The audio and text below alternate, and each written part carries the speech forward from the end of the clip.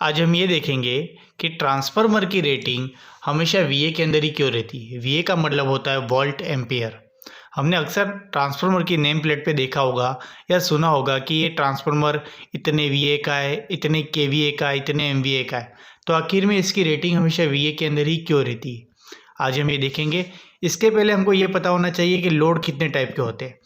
एक लोड होता है रजिस्टिव लोड, दूसरा लोड होता है इंडक्टिव लोड और तीसरा लोड होता है capacity load. Basically load 3 type के होते हैं, रजिस्टिव लोड, इंडक्टिव लोड और कैपेसिटिव लोड।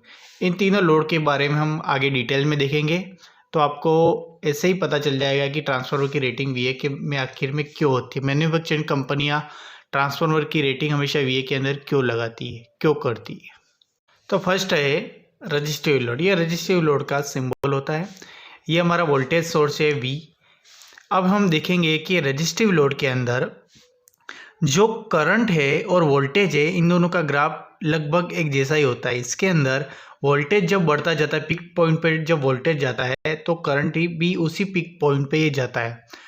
वोल्टेज जब डाउन की ओर जाता है तो एम्पियर भी डाउन की ओर जाता है। तो रजिस्टिव लोड के अंदर ग्राफ कुछ इस टाइप से बनेगा कि वोल्टेज के साथ एम्पियर का ग्राफ हमेशा सेम रहेगा। Second is inductive load. Inductive load के अंदर ये इंडक्टिव लोड का सिंबल होता है, इसके अंदर वोल्टेज सोर्स लगा हुआ रहता है। इसके अंदर हम देख रहे हैं कि वोल्टेज और ये एम्पियर के बीच में 90 डिग्री का एम्पियर लेगिंग कंडीशन के अंदर होता है। यानी कि वोल्टेज और एम्पियर के अंदर हम देख रहे हैं इस ग्राफ के अकॉर्डिंग पावर फैक्टर हमेशा लेगिंग के अकॉर्डिंग ही होता है। ग्राफ के अंदर भी शो हो रहा है कि जब एम्पियर बढ़ रहा है तो वोल्टेज इधर साइड से कम होता जा रहा है, और जब ये वोल्टेज बढ़ रहा है तो एम्पियर यहाँ से कम होता जा रहा है। यानी कि 90 डिग्री एंगल का इसके अंदर लेगिंग होता है पावर फैक्टर। तो ये इंडक्टिव लोड के अंदर यही कंडीशन होती है। थर्ड है कैपेसिटिव लोड। कैपेसिटिव लोड का एक सिंबल है, इसमें वोल्टेज सोर्स वी लगा हुआ रहता है। इसके अंदर हम देख रहे हैं कि एम्पियर है वो लीडिंग कंडीशन के अकॉर्डिंग होती है। यानी कि वोल्टेज के across ampere 90 degree leading condition के अंदर होता है। यानी कि हम इस ग्राफ के अंदर देख रहे हैं कि 90 डिग्री एम्पियर वोल्टेज के अक्रॉस ये लीडिंग कंडीशन की है।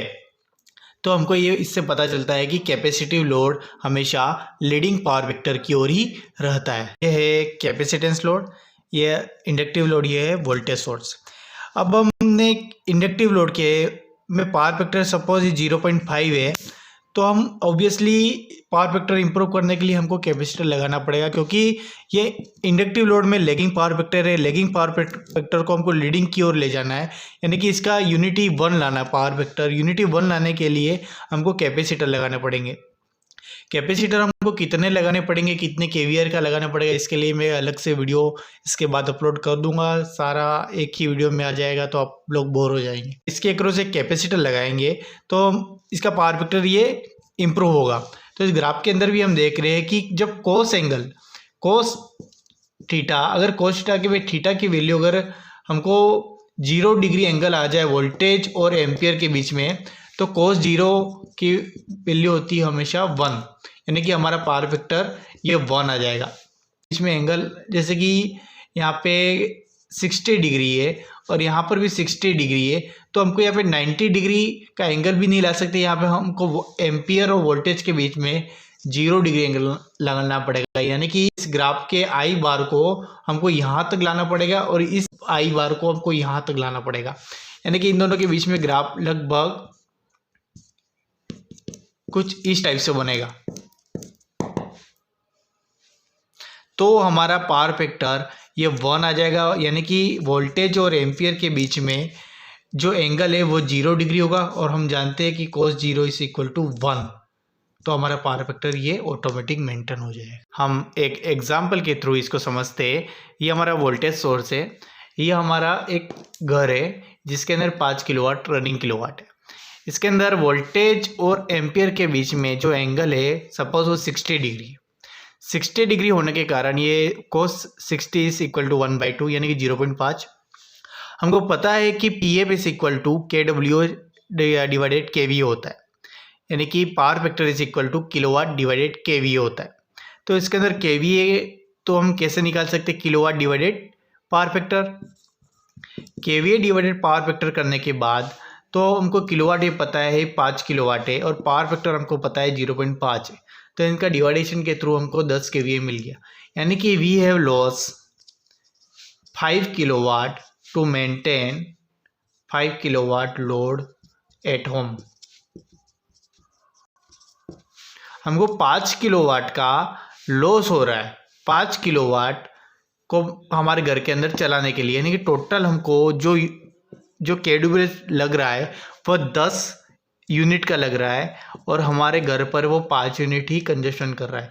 यानी कि ट्रांसमिशन लॉस है, पावर फैक्टर को ना मेंटेन करने के कारण हमारा 5 किलोवाट का ये लॉस हो रहा है। तो इसलिए हमारा पावर फैक्टर मेंटेन करना बहुत ज़रूरी होता है। अगर ये cos थीटा की वैल्यू 0 डिग्री रहती तो यहाँ पर 1/2 को ये 0.5 की जगह ये 1 हो जाता। जैसे ये 1 हो जाता तो यहाँ पे 0.5 की जगह ये 1 हो जाता, तो 5/1 ऑब्वियसली 5 kVA आएगा, यानी कि हमारा ट्रांसमिशन लॉस नहीं होगा। तो इस एग्जांपल के थ्रू हम आराम से समझ गए होंगे कि पावर फैक्टर मेंटेन करना कितना इम्पोर्टेंट होता है। मैन्युफैक्चरिंग कंपनीज को ये नहीं पता होता है कि हमारे प्लांट का लोड कैसा है, रेजिस्टिव है, इंडक्टिव है या कैपेसिटिव है। तो वो पावर फैक्टर को मेंटेन करने पर हम उसका कितना अच्छा गेन ले पाएंगे ये हमारे ऊपर डिपेंड करता है। तो इसलिए वो पावर फैक्टर को मेंटेन करने पर आप केवीए के अकॉर्डिंग आप पूरे प्लांट का लोड ले सकते हैं। मैन्युफैक्चरिंग कंपनियां हमेशा ट्रांसफार्मर को वीए के अंदर ही बिल्ट करती है। वीए in the sense वीए, KVA, MVA के अंदर ही ट्रांसफार्मर को ही बिल्ट करती है। और ट्रांसफार्मर के जो भी लॉसेस होते हैं, आयरन लॉसेस, कॉपर लॉसेस, ये पूरे वोल्टेज और एम्पियर पर ही डिपेंड करते हैं। इसलिए ट्रांसफार्मर की रेटिंग हमेशा वीए के अंदर ही होती है। Thank you for the watching. इसी तरह के वीडियोस देखने के लिए लाइक, कमेंट, सब्सक्राइब करना ना भूलें। Thank you.